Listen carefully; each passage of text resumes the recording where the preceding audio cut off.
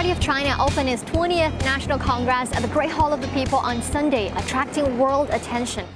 The report delivered to the Congress at the opening session summarized the achievements and experience of China's reforms and development and mapped out China's blueprint for the next 5 years and beyond.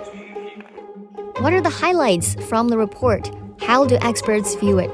I talked to 2 experts to hear their insights. So, what is your take on the report? What impressed you about this report?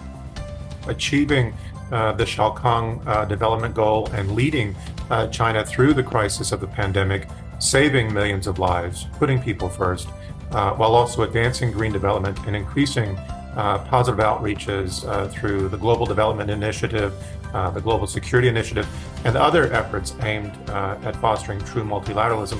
I think these all illustrate a nation that is still taking bold steps forward while others are faltering.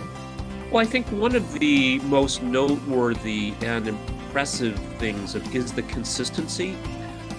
We know that the world really is facing many challenges. What sets China apart is the consistency and the rationality, as well as the determination with which it approaches long-term goals, important long-term goals that provide not only for the prosperity and the stability of China, but actually, as we see, making important contributions to global prosperity and stability. China has seen a rise in its economic strength in the past decade. What do you think of China's economic growth? Well, I think China's economic growth over the last 5 years, 10 years, even 40 years has been nothing short of, I would even use the word miraculous here. What we've seen is in the face of very challenging developments from the COVID crisis, geopolitical tensions, conflict in Ukraine, that China's resilience in maintaining a certain degree of economic growth. China was able to maintain, officially, positive GDP growth, I think really says something. Well, the CPC aims to basically realize socialist modernization from 2020 through 2035. What do you make of this goal in general?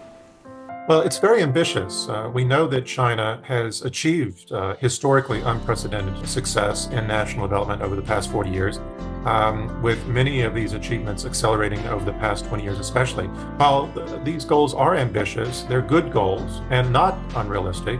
Setting goals like this and organizing to achieve them is the hallmark of good, responsible governance. I've been observing, studying, writing about China's development for more than 20 years. And I think what is happening in Beijing today has impact on everywhere in the world. It is important that China succeeds in its efforts to achieve a modern socialist country.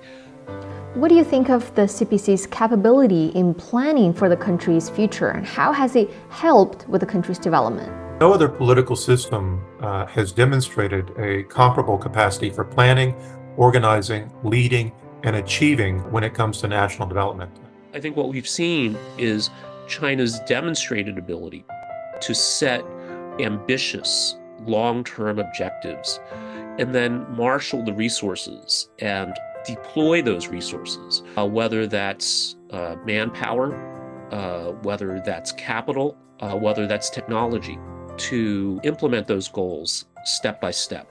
How do you think the tasks and goals outlined at the CPC Congress will influence the world? As China's market continues to grow, as China continues to open to the world, that this is providing business opportunities, partnership opportunities to countries and individuals and companies.